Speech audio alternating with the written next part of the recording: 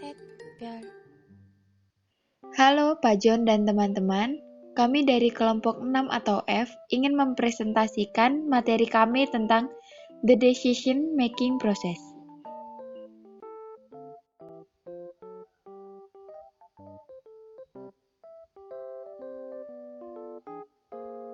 Sebelum masuk ke materi, saya ingin memperkenalkan anggota kelompok di kelompok 6.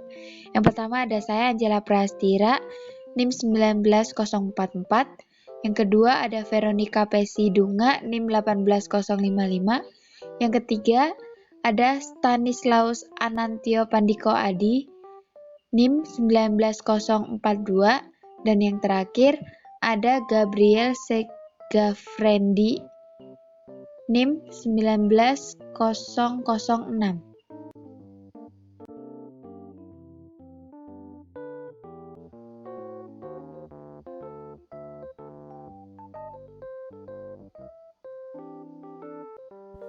The decision making progress. Sebelum masuk dalam materi ini, ada sebuah kasus, yaitu kasus Moneyball yang ada kaitannya dengan materi ini. Kasus Moneyball dalam materi ini dijelaskan bahwa ada sebuah kehidupan seorang manajer tim bisbol, yaitu Billy Beane, yang berusaha mengatasi keterpurukan lantaran timnya Oakland Athletics tersingkir dari perebutan tangga juara tahun 2001. Masalah ditambah dengan keterbatasan dana yang menimbulkan Billy harus menekan gaji para pemain di timnya. Berbagai usaha dilakukan untuk bisa membuat tim binaannya bangkit sampai Beane rela harus berhutang untuk membeli pemain-pemain bintang demi mendongkrak prestasi tim. Di tengah perjuangannya itu, pertemuan tak disengaja dengan Peter Brand, sarjana ekonomi yang saat itu masih bekerja di tim saingannya. Membuka Melbourne akan sebuah cara baru dalam merekrut pemain. Sebuah cara baru dengan menggunakan pendekatan yang belum pernah dipakai tim lain, statistika. Tak perlu pemain bintang, asal data statistiknya bagus, pemain tersebut layak direkrut. Duet Beane dan Brand akhirnya mulai merombak sistem manajemen Oakland Athletics dari pakem yang sudah ada. Hal ini membuat para senior dalam tim, termasuk kepala pelatih Art Sangsi, Beane sendiri nekat menggunakan sistem revolusioner yang belum teruji keberhasilannya, membuat hubungannya dengan kepala pelatih tersebut merenggang. Namun perjuangan tim memenangkan kejuaraan pun juga tak semudah data di atas kertas. Oakland masih saja terseok-seok di awal musim. Kendati demikian, Beane tetap yakin ada secercah lerang di akhir musim untuk timnya bila ia tetap menerapkan sistem revolusioner hasil pemikiran rekannya, si jenius statistika Peter Brand, hingga pada akhirnya lewat statistika angka permain si pemain dan tim itu perlahan-lahan meraih kemenangan, hingga akhirnya metode tim ini menggunakan ilmu statistika dalam mencari pemain digunakan oleh tim-tim lain di tahun-tahun berikutnya juga.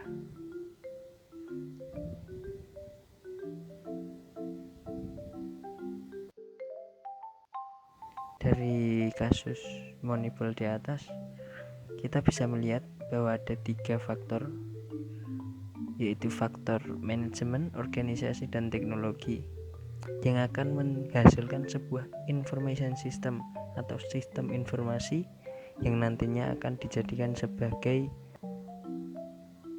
sebuah solusi bisnis.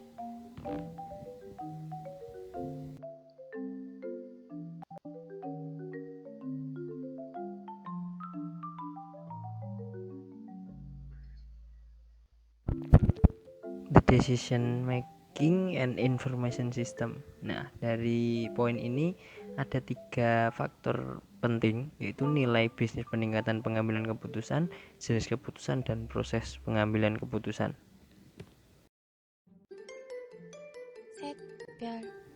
Untuk yang pertama, nilai bisnis peningkatan pengambilan keputusan. Pengambilan keputusan yang baik dan bijak akan menambah nilai moneter atau nilai finansial dari suatu perusahaan. Apabila tiap tahunnya pengambilan keputusan terus ditingkatkan dalam bisnis, maka akan terus mengalami kenaikan. Pengambilan keputusan ini bersifat umum, rutin, dan juga banyak.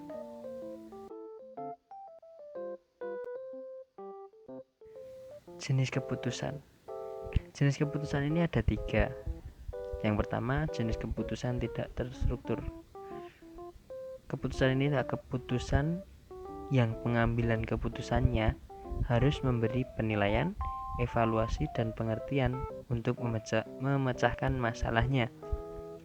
Dan keputusan semi terstruktur yaitu hanya sebagian masalahnya mempunyai jawaban yang jelas dengan prosedur yang disetujui bersama.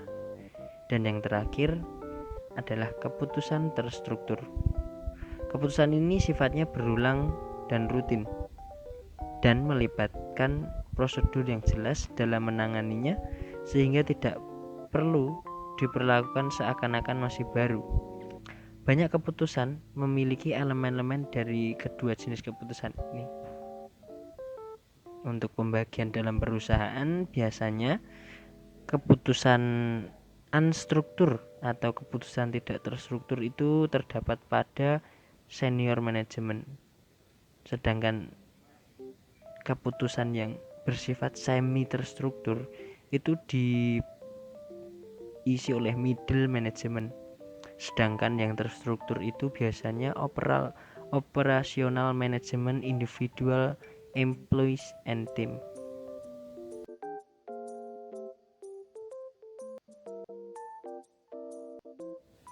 Dari tabel business value of enhanced decision making ini, kita belajar untuk menemukan sebuah annual value.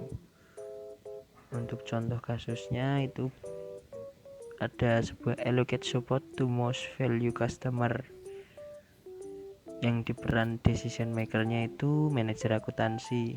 Kita bisa menemukan sebuah annual value dengan cara mengalihkan number of annual decision dengan estimate value to firm of a single improved decision. Hanya dikalikan saja, 12 dikalikan dengan $100,000 dan kita bisa menemukan sebuah annual value sejumlah $1,2 juta. Ini berlaku untuk kasus-kasus di bawahnya.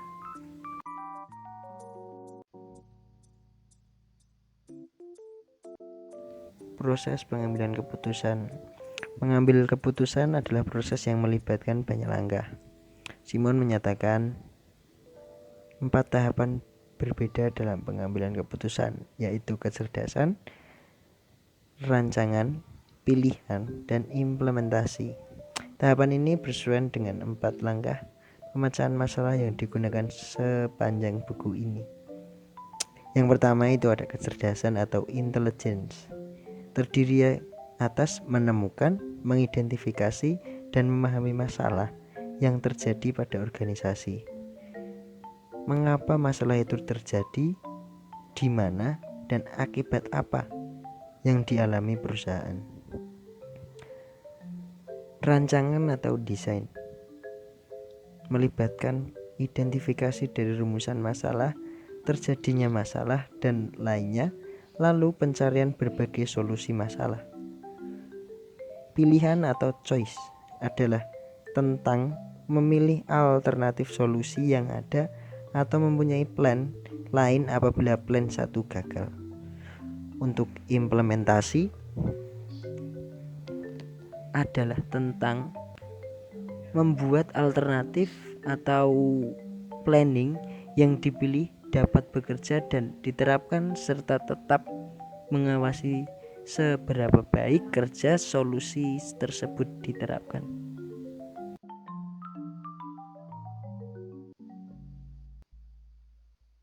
Perkenalkan, nama saya Stanislaus Anantya Pandiko Adi, NIM 1922144042, akan melanjutkan presentasi yaitu mengenai manajer dan pengambilan keputusan di dunia nyata. Sistem yang mendukung pembuatan keputusan menghasilkan pengambilan keputusan yang lebih baik oleh manajer dan karyawan. Namun, sistem informasi tidak dapat meningkatkan semua jenis keputusan yang terjadi dalam suatu organisasi.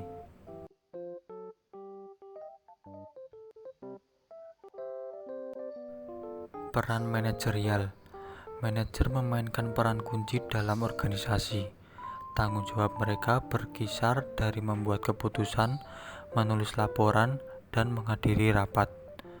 Menurut Henry Fayol dan penulis awal lainnya, pertama kali menggambarkan 5 fungsi klasik dari manajer sebagai perencanaan, pengorganisasian, koordinasi, memutuskan, dan pengendalian. Pengamat menemukan bahwa perilaku manajerial sebenarnya memiliki 5 atribut, yaitu: pertama, manajer melakukan kesepakatan pekerjaan. Yang kedua, aktivitas manajerial terfragmentasi.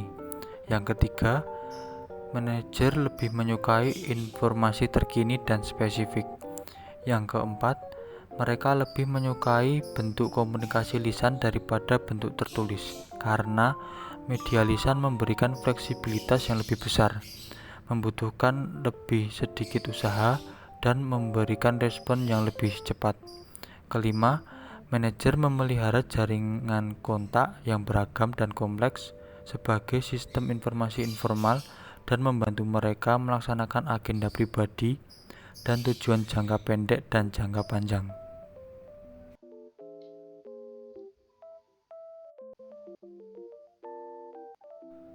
Peran interpersonal. Manajer bertindak sebagai figur dan sebagai pemimpin dengan berusaha untuk memotivasi, menasihati, dan mendukung bawahan. Manajer juga bertindak sebagai penghubung antara berbagai tingkat organisasi. Dalam peran informasional, manajer bertindak sebagai saraf pusat organisasi dengan menerima informasi yang paling konkret dan terkini, dan sebagai juru bicara perusahaan. Dalam peran pengambilan keputusan, manajer bertindak sebagai pengusaha dengan memulai jenis kegiatan baru. Mereka menangani gangguan yang timbul dalam organisasi. Mereka mengalokasikan sumber daya untuk staf anggota yang membutuhkan, dan mereka menegosiasikan konflik dan menengahi antara kelompok yang saling bertentangan.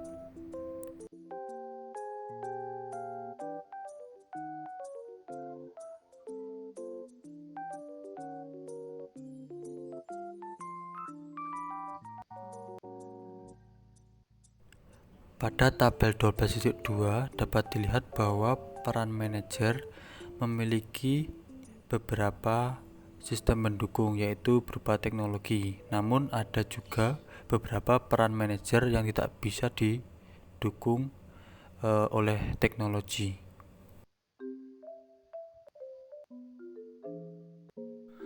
Pengambilan keputusan dunia nyata. Sistem informasi tidak membantu untuk semua peran manajerial, dan dalam peran manajerial di mana sistem informasi mungkin meningkatkan keputusan, investasi dalam teknologi informasi tidak selalu menghasilkan hasil positif. Ada 3 alasan utama sistem informasi tidak membantu semua urusan manajer. Yang pertama, kualitas informasi. Keputusan berkualitas tinggi membutuhkan informasi berkualitas tinggi. Jika keluaran sistem informasi tidak memenuhi kriteria kualitas ini, pengambilan keputusan akan menderita. Yang kedua, filter manajemen. Bahkan dengan informasi yang akurat dan tepat waktu, beberapa manajer membuat keputusan yang buruk. Manajer menyerap informasi melalui serangkaian filter untuk memahami dunia di sekitar mereka. Manajer memiliki perhatian selektif, fokus pada jenis masalah dan solusi tertentu, dan memiliki berbagai bias yang menolak informasi yang tidak sesuai.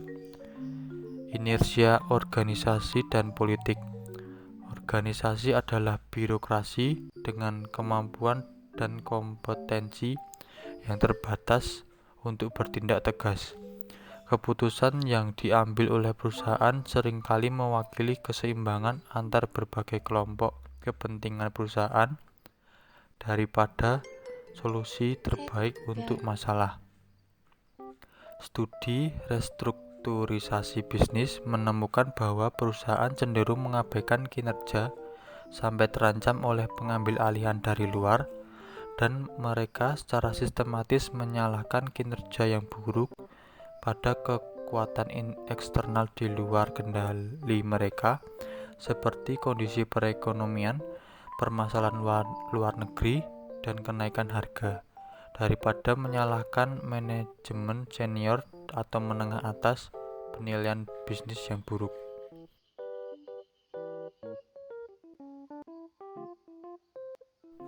Pada tabel 12.3 dapat dilihat bahwa ada beberapa dimensi kualitas, yaitu akurasi, integritas, konsistensi, kelengkapan, validitas, ketepatan waktu, aksesibilitas.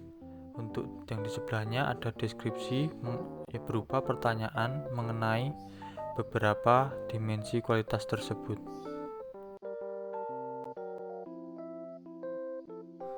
Pengambilan keputusan otomatis kecepatan tinggi. Ketika kita memasukkan pertanyaan ke mesin telusur Google, selanjutnya Google akan menampilkan hasil dalam waktu sekitar setengah detik. Google mengindeks lebih dari 50 miliar web. Meskipun demikian, tidak seluruh hasil dapat ditampilkan. Apa yang membuat keputusan kecepatan tinggi seperti ini?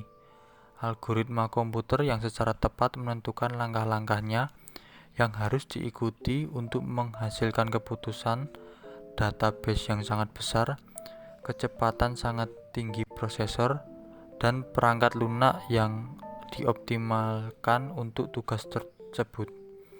Situasi ini, manusia, termasuk manajer, dieliminasi dari rantai keputusan karena mereka terlalu lambat. Ini juga berarti organisasi di area ini membuat keputusan lebih cepat daripada yang dapat dipantau atau dikendalikan oleh manajer.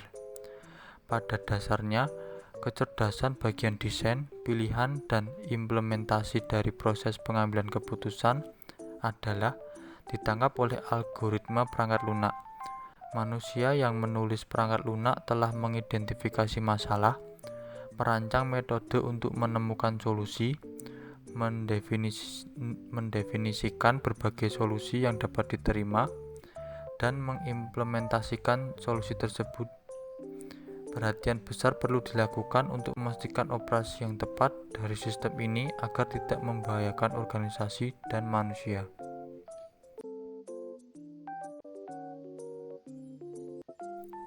Apa itu kecerdasan bisnis?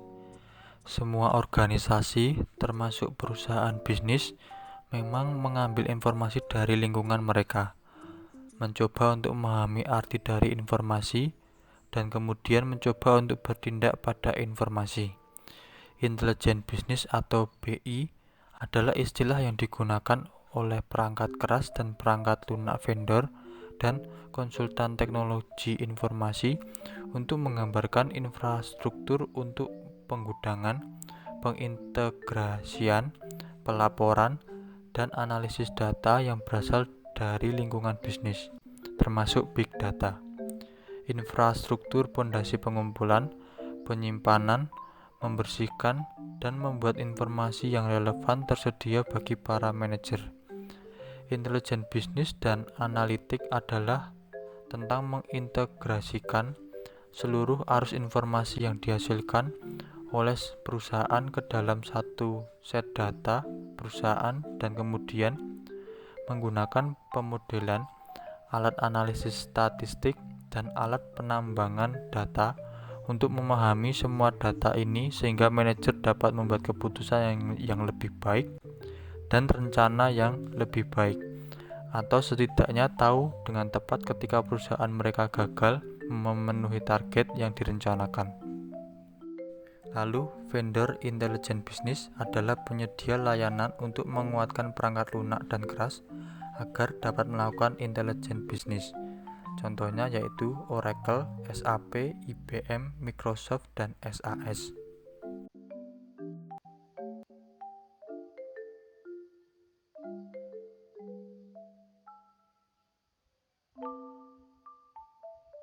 Halo, perkenalkan nama saya Angela Prasira, NIM 1922144044. Di sini saya ingin menjelaskan tentang lingkungan kecerdasan bisnis. Ada 6 elemen dalam lingkungan intelijen bisnis ini. Yang pertama ada data dari lingkungan bisnis. Bisnis harus berurusan dengan data terstruktur dan tidak terstruktur dari berbagai sumber, termasuk data besar. Data perlu diintegrasikan dan diatur sehingga dapat dianalisis dan digunakan oleh pembuat keputusan manusia. Kemudian yang kedua ada infrastruktur intelijen bisnis. Landasan yang mendasari intelijen bisnis adalah sistem database yang kuat yang menangkap semua data yang relevan untuk mengoperasikan bisnis. Data dapat disimpan dalam database transaksional atau digabungkan dan diintegrasikan ke dalam gudang data perusahaan atau serangkai data mart yang saling terkait. Nah, di sini ada tabel 12.4 tentang pemimpin pasar dan berbagi untuk pendukung kecerdasan bisnis utama, atau pemimpin pasar dan berbagi untuk vendor kecerdasan bisnis terbaik. Nah, di sini ada vendor. Vendor itu sebagai penjual. Kemudian market share itu saham dan business intelligence software itu perangkat lunak kecerdasan bisnis. Seperti pada tabel yang contoh 1 itu ada Oracle. Di situ Oracle itu punya saham 19,3%. Itu tuh didapat dari perangkat lunak kecerdasan bisnis yang dijual, yaitu Oracle Business Intelligence Foundation.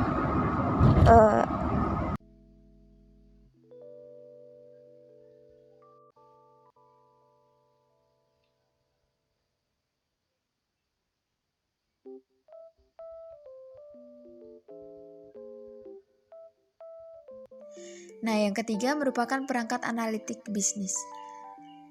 Ini merupakan seperangkat perangkat lunak yang digunakan untuk menganalisis data dan menghasilkan laporan, menanggapi pertanyaan yang diajukan oleh manajer, dan melacak kemajuan bisnis dengan menggunakan indikator utama kinerja. Bisa dilihat di sini ada gambar 12.3 tentang kecerdasan dan analisis bisnis untuk dukungan keputusan. Nah, gambar ini tuh memberikan gambaran umum tentang lingkungan intelijen bisnis, menyoroti jenis perangkat keras, perangkat lunak, dan kemampuan manajemen yang ditawarkan vendor besar dan yang dikembangkan perusahaan dari waktu ke waktu. Intelijen dan analitik bisnis memerlukan fondasi basis data yang kuat, seperangkat alat analitik, dan tim manajemen yang terlibat yang dapat mengajukan pertanyaan cerdas dan bisa menganalisis data. Yang keempat, penggunaan dan metode manajerial. Perangkat keras dan perangkat lunak intelijen bisnis hanya secerdas manusia yang menggunakannya. Manajer memaksakan urutan analisis data menggunakan berbagai metode manajerial yang menentukan tujuan bisnis strategis dan menentukan bagaimana kemajuan akan diukur. Hal ini masuk ke dalam manajemen kinerja bisnis dan pendekatan balance scorecard yang berfokus pada indikator kinerja utama dan analisis strategis industri yang berfokus pada perubahan lingkungan bisnis. Secara umum dengan perhatian khusus para pesaing. Tanpa pengawasan manajemen senior yang kuat, analisis bisnis bisa menghasilkan banyak informasi, laporan, dan layar online yang berfokus pada masalah yang salah.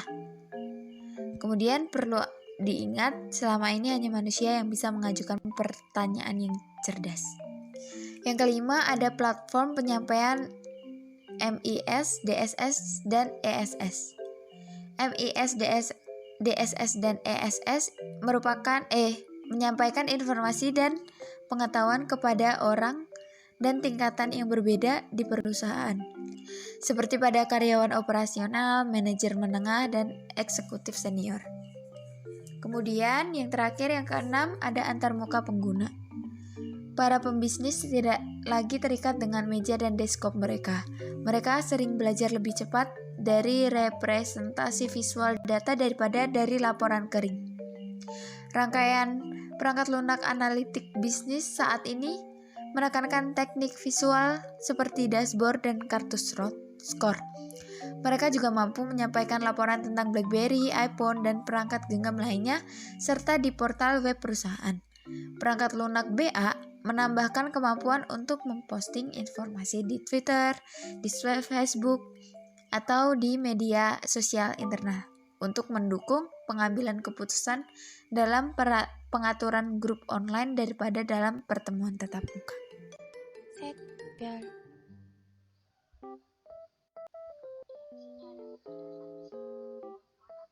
Kemudian di sini ada kecerdasan bisnis dan kemampuan analisis. Ada 6 fungsi analitik yang diberikan sistem BI untuk mencapai tujuan ini. Pertama, laporan produksi. Ini adalah laporan yang telah ditentukan sebelumnya berdasarkan persyaratan spesifik industri. Yang kedua, laporan berparameter. Pengguna memasukkan beberapa parameter seperti dalam tabel pivot untuk memfilter data dan mengisolasi dampak parameter. Yang ketiga, dashboard atau kartu skor. Ini adalah alat visual untuk menyajikan data kinerja yang ditentukan oleh pengguna.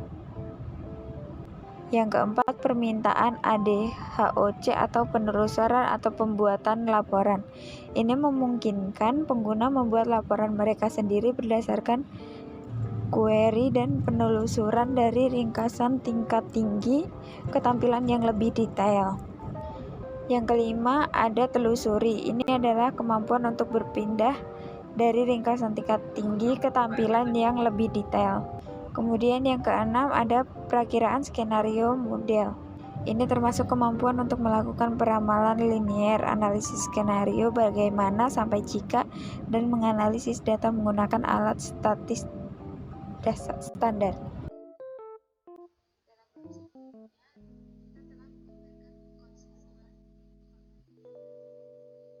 Dalam bab sebelumnya, kita telah menggambarkan konstituen informasi yang berbeda di perusahaan bisnis dari manajer senior hingga manajer menengah, analis, dan karyawan operasional.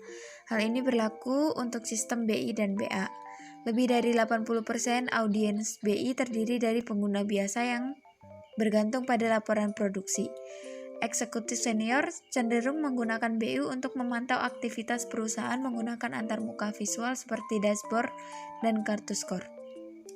Manajer menengah dan analisis jauh lebih mungkin untuk tenggelam dalam data dan perangkat lunak, memasukkan query dan mengiris dan memotong data di sepanjang dimensi yang berbeda. Karyawan operasional bersama dengan pelanggan dan pemasok sebagian besar akan melihat laporan yang sudah dikemas sebelumnya. Kemudian ada laporan produksi. Output yang paling banyak digunakan dari rangkaian alat BI adalah laporan produksi yang sudah dikemas sebelumnya. Kemudian ada analitik prediktif.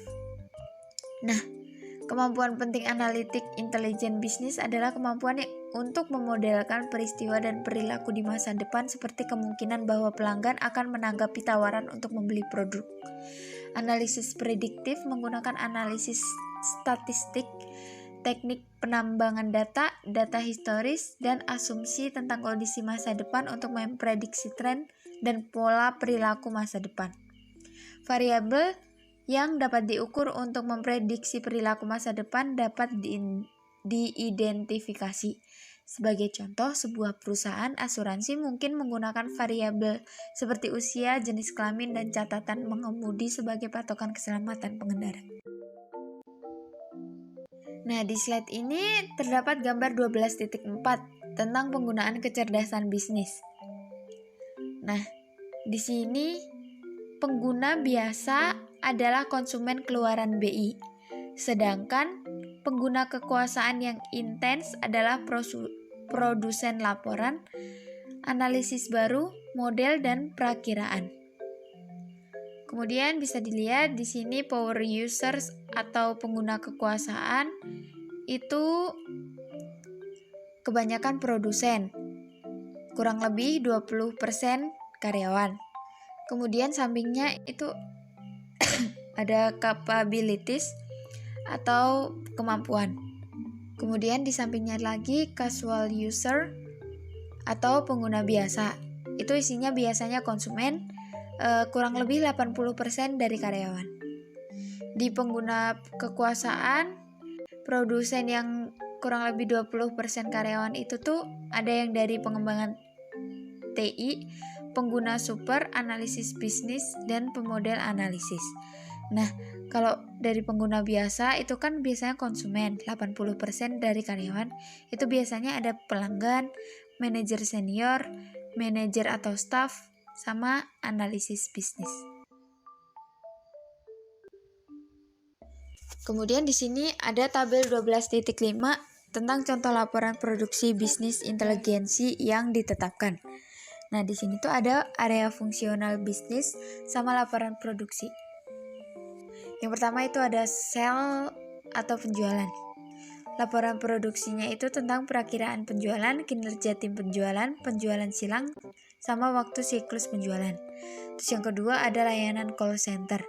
Nah, itu tuh laporan produksi itu tentang kepuasan pelanggan, biaya layanan, tingkat resolusi, tingkat churn. Kemudian ada marketing atau pemasaran. Itu laporan produksinya ada efektivitas kampanye, loyalitas dan gesekan, sama analisis keranjang pasar. Terus ada pengadaan dan dukungan.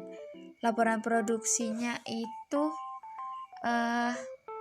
pengeluaran langsung dan tidak langsung, pembelian di luar kontrak, sama pemasok pertunjukan. Kemudian ada rantai pasokan. Laporan produksinya itu jaminan simpanan, status pemenuhan, waktu siklus pemesanan, sama analisis tagihan bahan. Kemudian ada keuangan. Laporan produksinya itu jurnal umum, piutang dan hutang, arus kas, sama profitabilitas. Dan yang terakhir ada sumber daya manusia. Laporan produksinya itu tentang produktivitas karyawan, kompensasi, demografi tenaga kerja, sama penyimpanan.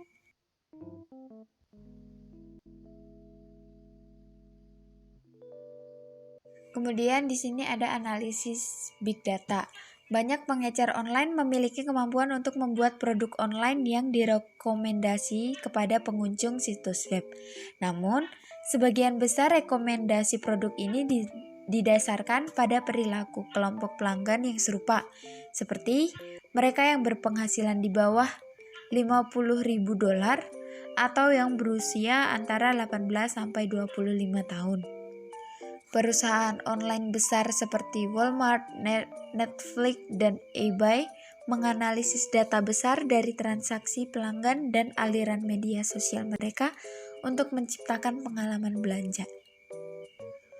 Contohnya, eBay menggunakan Hunch.com. Kenapa eBay menggunakan Hunch.com? Itu karena teknologi prediksi Hunch.com membantu eBay mengembangkan rekomendasi item yang mungkin tidak langsung terlihat oleh pengguna untuk dibeli dari pasar online. Kemudian ada visualisasi data, analisis visual, dan sistem informasi geografis. Dengan menyajikan data dalam bentuk visual, visualisasi data dan alat analisis visual membantu pengguna melihat pola dan hubungan dalam data dalam jumlah besar yang akan sulit dibedakan jika data disajikan sebagai daftar teks tradisional atau angka. Data disajikan dalam bentuk grafik kayak bagan, dashboard, dan peta. Orang menjadi lebih terlibat ketika mereka dapat menyaring informasi yang disajikan secara visual dan mengembangkan wawasan mereka sendiri.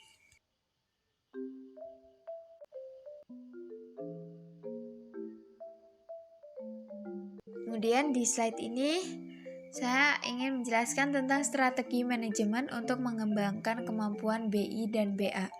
Ada dua strategi berbeda untuk mengadopsi kemampuan BI dan BA bagi organisasi.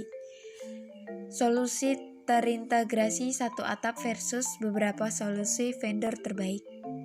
Perusahaan perangkat keras seperti IBM, HP, dan sekarang Oracle yang memiliki Sun Microsystem ingin menjual solusi perangkat keras atau perangkat lunak terintegrasi perusahaan yang cenderung hanya berjalan pada perangkat keras mereka. Nah, ini tuh disebut belanja satu atap. Kemudian, perusahaan perangkat lunak seperti SAP, SAS, dan Microsoft mendorong perusahaan untuk mengadopsi perangkat lunak, tanda kutip, berkembang biak terbaik dan yang berjalan pada mesin apapun yang mereka inginkan. Dalam strategi ini, perusahaan mengadopsi solusi database dan gudang data terbaik dan memilih paket intelijen bisnis dan analitik terbaik dari vendor manapun yang diyakini terbaik. Solusi pertama membawa risiko bahwa satu vendor menyediakan solusi perangkat keras dan perangkat lunak total perusahaan, membuat perusahaan bergantung pada kekuatan harganya. Ini juga menawarkan keuntungan berurusan dengan satu vendor yang dapat memberikan dalam skala global. Solusi kedua menawarkan fleksibilitas dan kemandirian yang lebih besar, tetapi dengan risiko potensi kesulitan mengintegrasikan perangkat lunak ke platform perangkat keras serta perangkat lunak lainnya.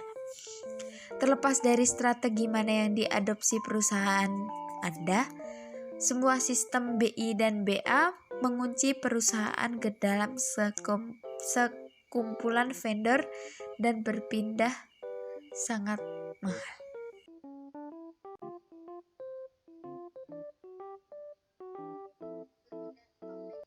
Berpindah topik dari Business Intelligence in the Enterprise ke topik 12.3 tentang konstituensi kecerdasan bisnis. Ada banyak konstituen berbeda yang membentuk perusahaan bisnis modern. Sebelumnya dalam teks ini dan dalam bab ini kami mengidentifikasi 3 tingkat manajemen, yaitu yang pertama manajemen pengawasan atau operasional yang lebih rendah, kedua manajemen menengah, dan yang ketiga manajemen senior. Masing-masing kelompok manajemen ini memiliki tanggung jawab yang berbeda dan kebutuhan yang berbeda untuk informasi dan intelijen bisnis, dengan keputusan menjadi kurang terstruktur di antara tingkat manajemen yang lebih tinggi.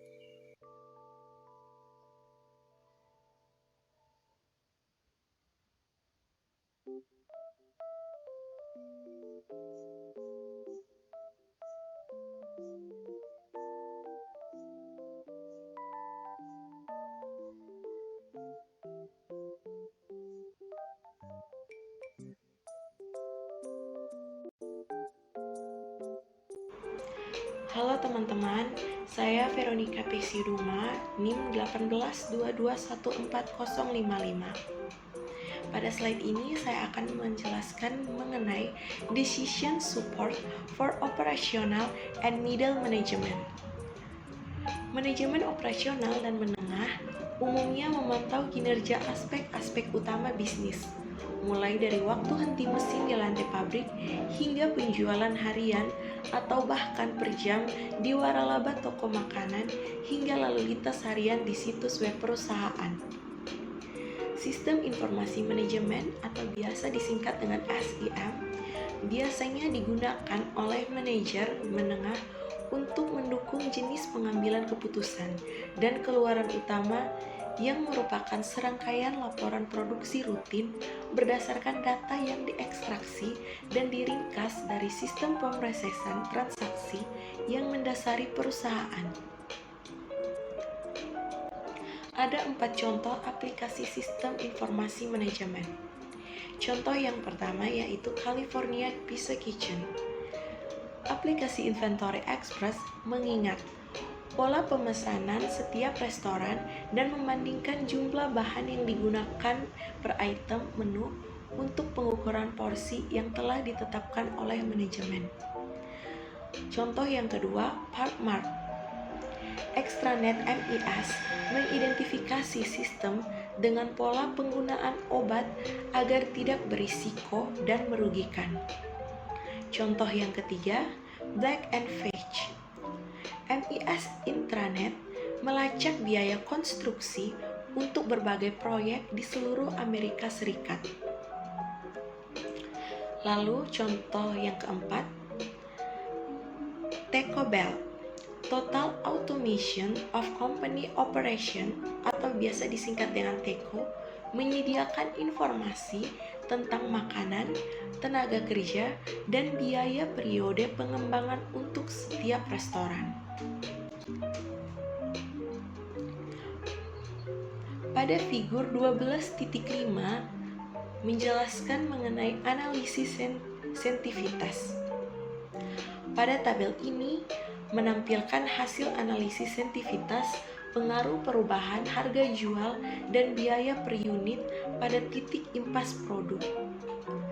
Pada tabel ini juga menjawab pertanyaan, apa yang terjadi pada titik impas jika harga jual dan biaya untuk membuat masing-masing produk satuan bertambah atau berkurang.